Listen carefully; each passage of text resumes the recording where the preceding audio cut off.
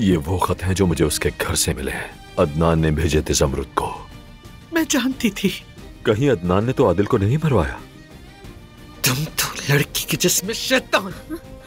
तुम्हारा अदनान के साथ खुफिया ताल्लुक ठना है ना? अब्बास और अदनान अब एक दूसरे के दुश्मन हैं, जानती हो? अदनान ने आदिल को मार डाला। निकलो मेरे घर से, निकलो। अब्बास सोहा घर पे मौजूद नहीं है और फोन भी नहीं उठा रही है वो। तो बहुत हैंडसम लग रहे हैं मिस्टर रुस्तम। आइए अंदर आइए ना।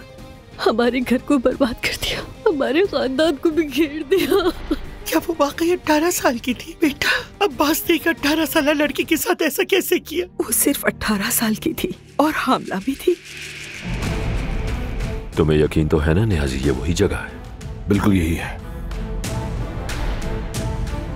आपने मेरे खत कितने में बेचे? मलिहा आपा को खत मिले थे, उन्होंने वो अब्बास साहब को बेच दिए।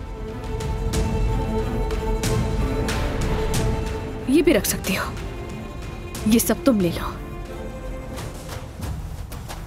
हम पर तुम्हारा कर्ज है बेटी, जो हमें अपनी इज्जत से अदा करना है।